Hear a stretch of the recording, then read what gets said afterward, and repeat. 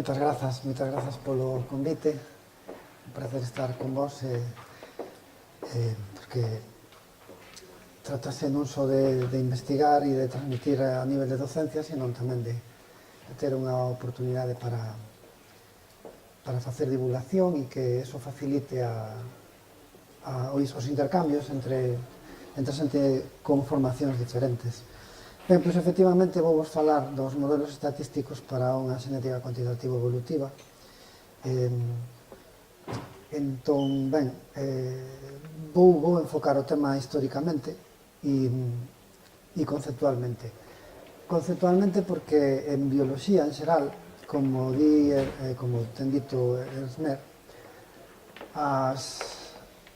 os novos conceptos son máis importantes que as novas leis ou as novas teorías. Isto ás veces é preciso lembralo, porque cando falamos de ciencias naturais nos metemos moitas veces no paradigma da física empírica en concreto, e nos esquecemos destas cuestións. Entón, para modelar en bioloxía é moi importante, como en outras ciencias tamén, pero en bioloxía quizáis máis, é moi importante estar seguro de que un manexa ben os conceptos que quere modelar para non levarse sorpresas despois. E estas sorpresas non son tan pouco comuns como se podría esperar.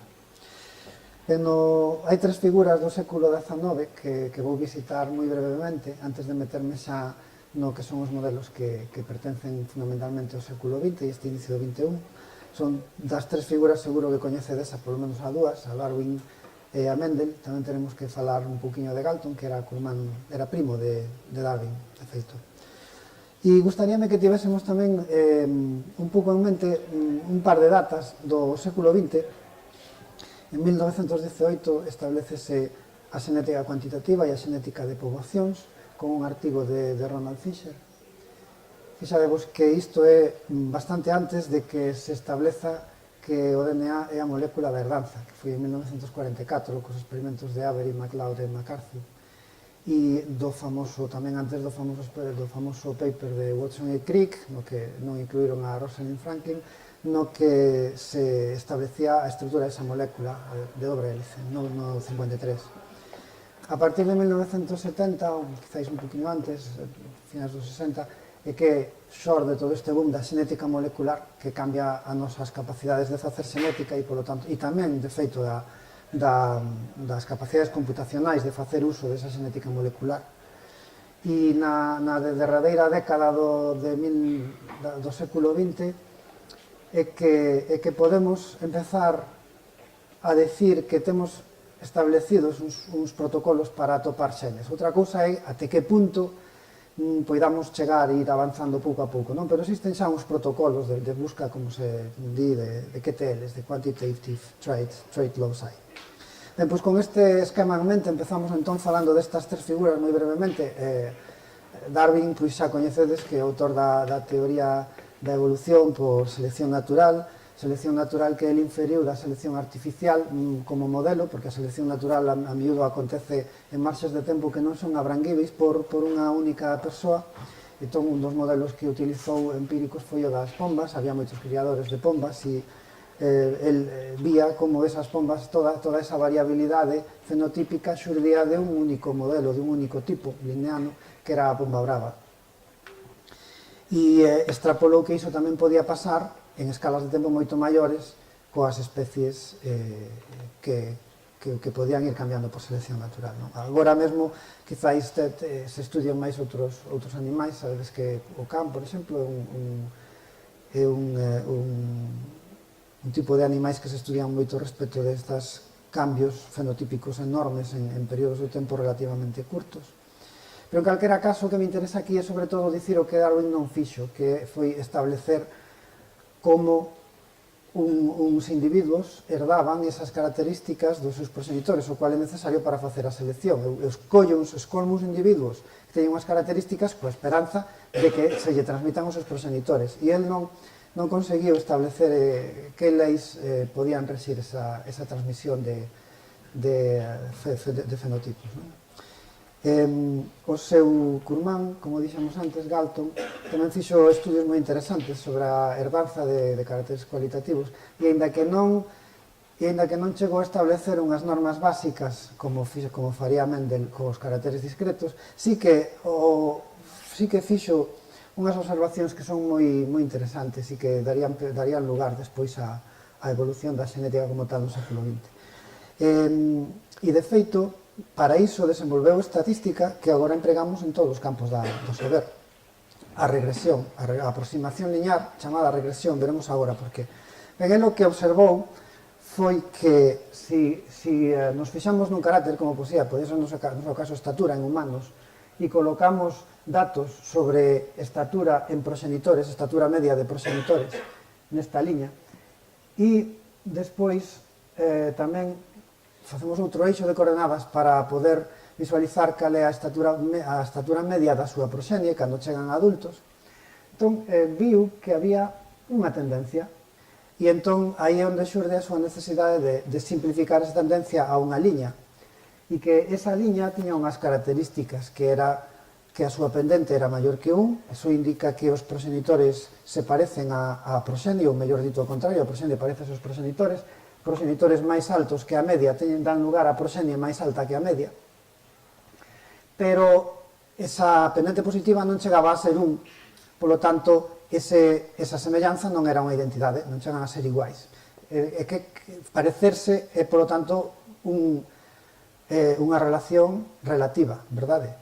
Parécense entre eles porque son máis parecidos entre eles do que a outros, do que a media da poboación, pero non son idénticos e, polo tanto, tamén tenden a media da poboación. Esta tendencia da media da poboación, ese feito de que estes proxenitores que collemos aquí, que escolmamos aquí, teñen unha distancia da media da poboación que é menor que a distancia que teñen a súa proxenie como media, é unha regresión cara á mediocridade. E esta é a razón pola que as aproximacións lineares lles chamamos regresións. Algúnas son regresións e outras dispersións, pero como esta foi a primeira e era unha regresión, pois quedou acuñado o termo. E finalmente, Mendel sí que estableceu unhas normas, que non vou aquí a repetir, pero claro, non para estes caracteres complexos como a estatura, que se miden, que poden ter valores moi diferentes, senón para caracteres máis simples, como eran que un chícharo fose amarelo ou verde, ou liso ou rugoso. Entón estableceu uns cruzamentos que lle permitiu ver que se repetían unhas pautas, unhas proporcións dos fenotipos da descendencia. Ben, cando se redescubren as leis de Mendel e se poñen en contraposición ou se intentan coordenar coas achegas de Darwin e de Galton, moita xente pensaba que iso nunca podería chegar a ser posible, porque pensaban que a evolución gradual nunca podería ser explicada por estas cuestións que estudaba Mendel de cousas tan diferentes como que, digamos, branco-negro, non? Amarelo-verde. E Fisher foi quen conseguiu facer demostrar que estas cuestións non eran opostas, sino que eran compatibles. E o fixo tamén a través de desenvolver outra ferramenta matemática que empregamos hoxe asiduamente en todos os campos da ciencia, que é o ANOVA, a análise de varianza, que foi tamén desenvolta para unha cuestión, para solucionar inicialmente un problema de xenética cuantitativa. Ben, como vos dicía, a cuestión que Fisher tentaba discernir era que fai que os parentes se asemellen, e en concreto, si, as leis de Mendel poden ter algo que ver con que os parentes se asemellen. Entón, o que formalizou foi un modelo no que, en base a compartir alelos, se pudese explicar a semellanza entre parentes, que aquí vemos nunha representación de unha fotografía na que se parecen os rasgos faciais, pero que, ao fin e ao cabo, falamos de rasgos que se poden medir numéricamente, como a estatura, por exemplo, non?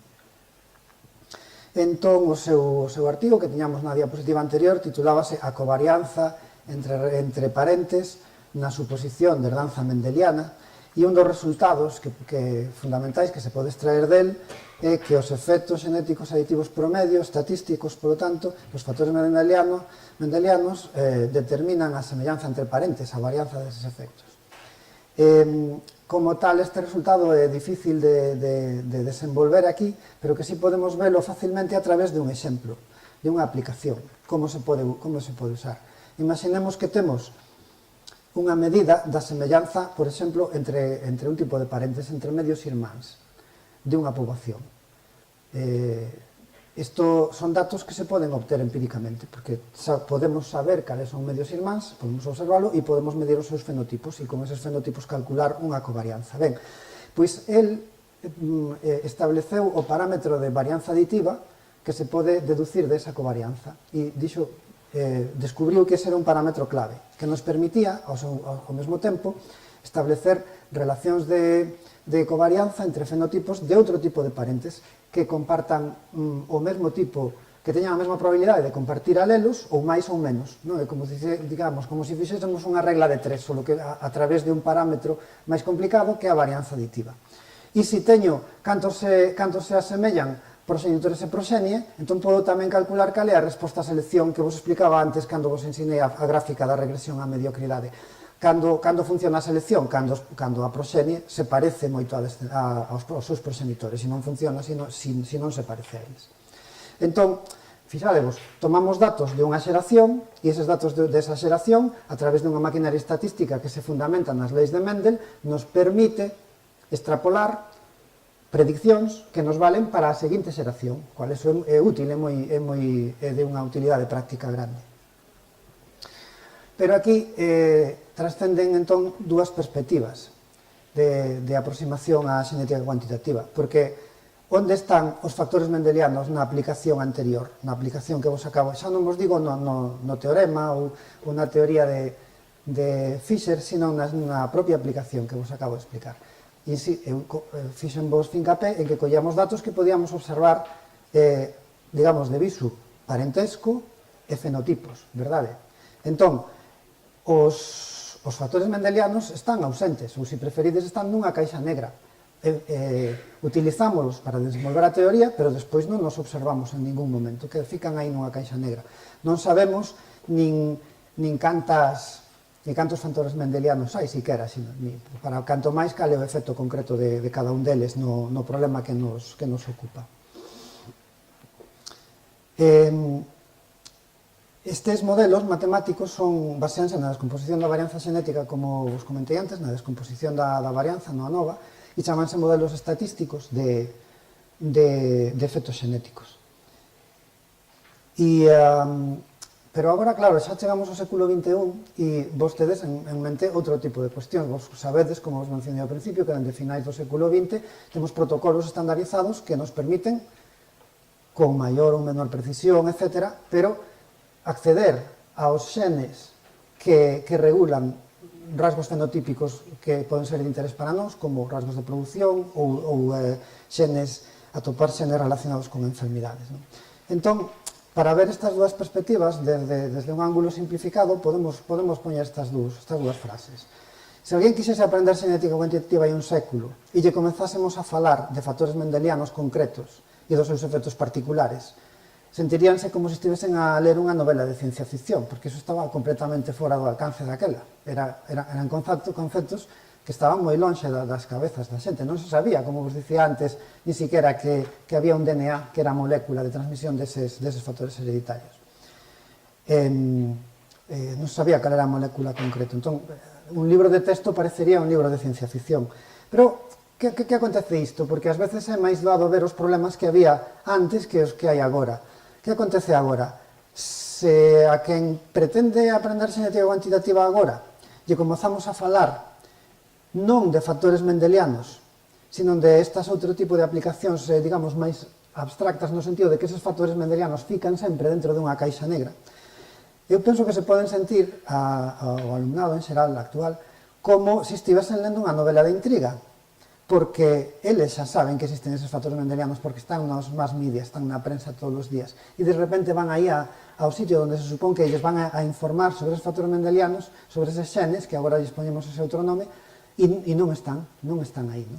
Por iso, o resto o que me queda de charla de hoxe, a segunda metade da charla que vos estou impartindo, se podería cambiar de título agora e poderíamos chamarlle como cambiar o paradigma de ensinar a xenética cuantitativa, que é un proxecto que estou levando a cabo con xente de didáctica das ciencias, aquí presente, por certo.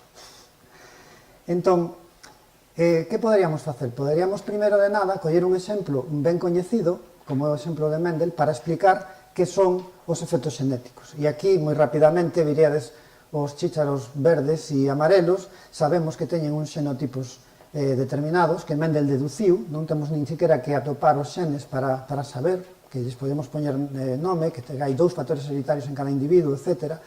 Os fenotipos, se queremos matematizar o problema, se o queremos formalizar, temos que poñerlles cantidades numéricas, verde e amarelo é difícil de tratar matemáticamente, pois medimos amarelidade, por exemplo, 0,1, e entón falaríamos dos efectos. Escollo primeiro, para medir algo, teño que ter un punto de referencia. Primeiro, pois poñamos que o punto de referencia é o chícharo verde. A partir de aí, podo medir os efectos de facer 2 sustitucións alélicas, de pasar de A1 a 1 a 2 a 2, comparando os 2 homocigotos, A1 a 1 e A2 a 2. E entón deduzo que no meu caso o efecto aditivo de facer unha sustitución alélica é un medio.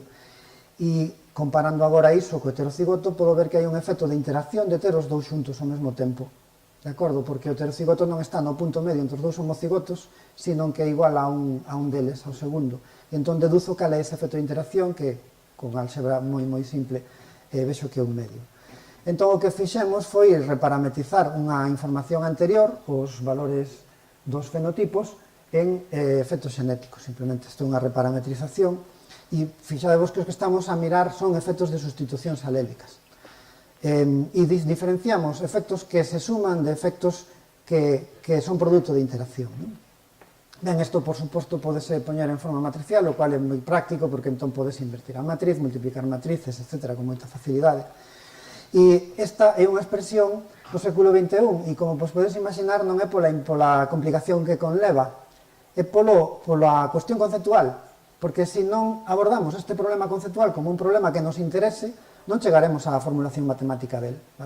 Por eso volvemos un pouco ao inicio da charla. É a nosa focalización conceptual nun problema o que nos fai desenvolver as matemáticas axeitadas a él.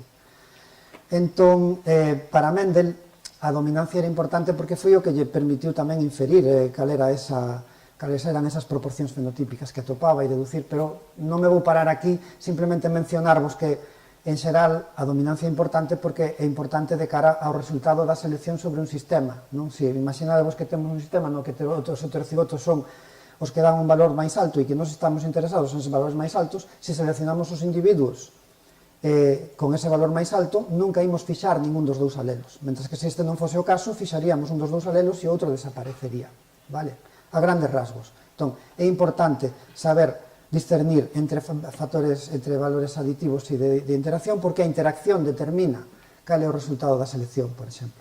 E isto, claro, mirando aquí é moi fácil dicir este é o máis alto, pero se tivésemos sistemas máis complexos, con máis xenes, con máis alelos por xene, serían os índices de interacción os que me describirían o comportamento do sistema sin necesidade de ter que visualizalo todo, que mellor non podo. Ben, e outra cousa que podemos facer con estes sistemas é facer unha aproximación de tipo Fisher e calcular os valores aqueles que vos puña en verde e que vos dixen na diapositiva anterior que non vos iba a explicar. Pois o que se faría sería unha regresión e calcular as distancias da regresión aos puntos e a través dela facer unha matriz similar á anterior, pero máis complicada porque neste caso depende das frecuencias da poboación concreta na que estou estudiando o problema. Cal é, moi rapidamente, a miña intención poñéndovos esta diapositiva aquí?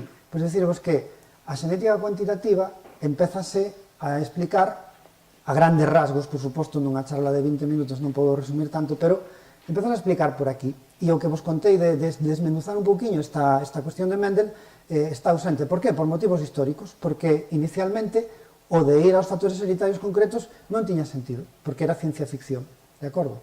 Mentres que agora empezar por aquí é o que eu lle chamo empezar con unha novela de intriga, dentro do meu punto de vista.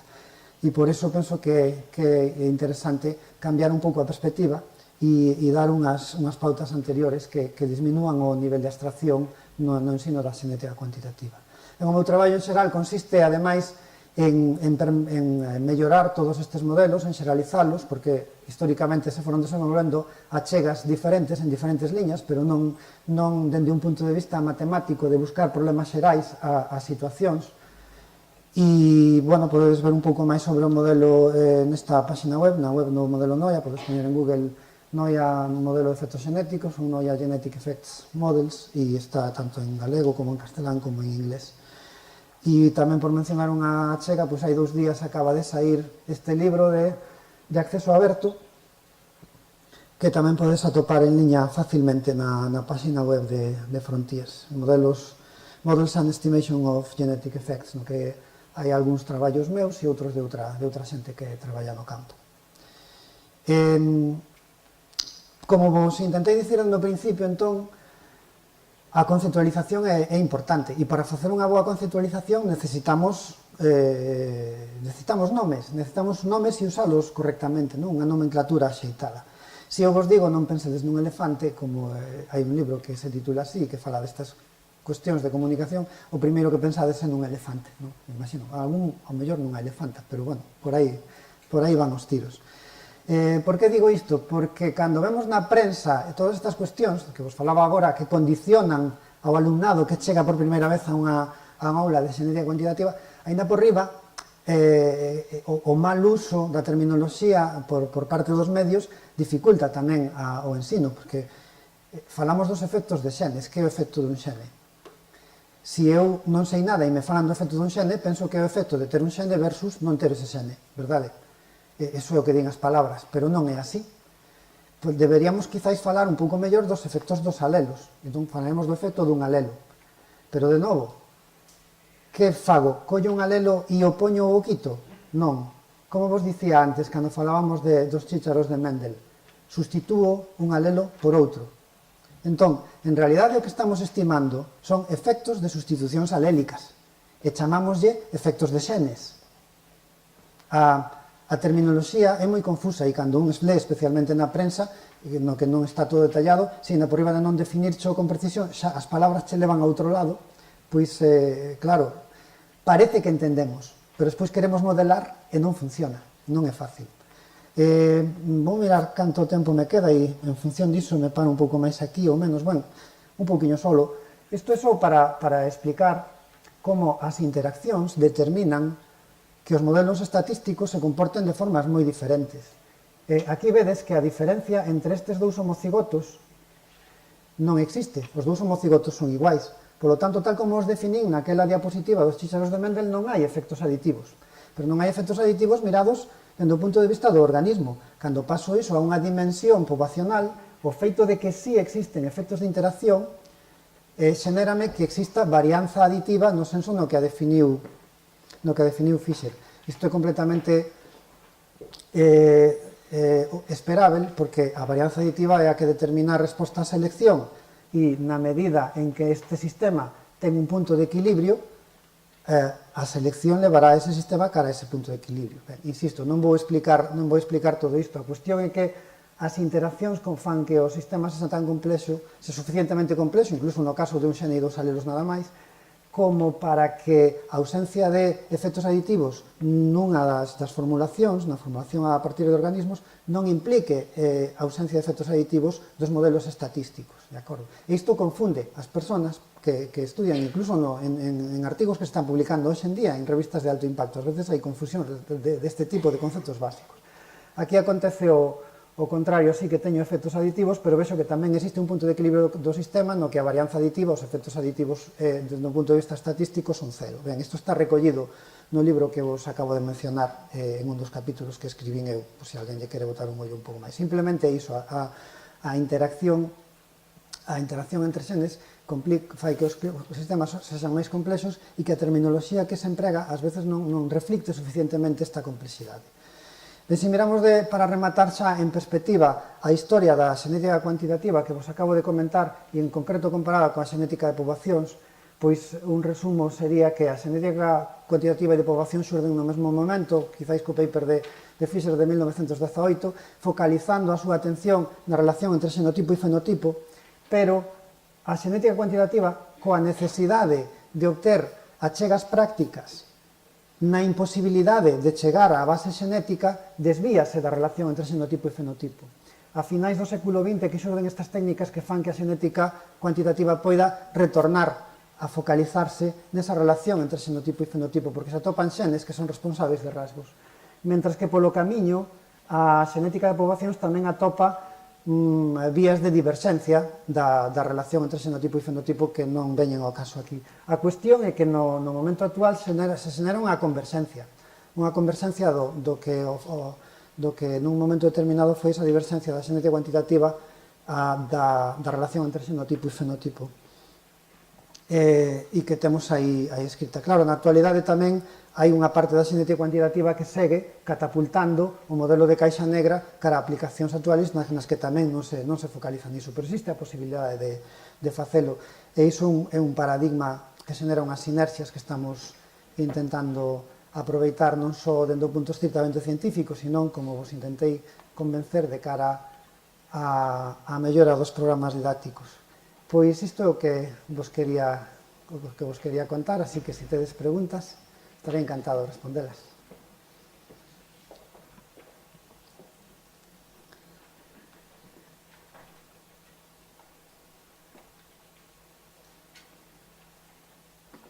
Ben, todo claro, ¿no? No hay ninguna pregunta, entonces. Bueno, pues muchas gracias. Cando miredes o libro, despois xa falamos. Muchas gracias, José.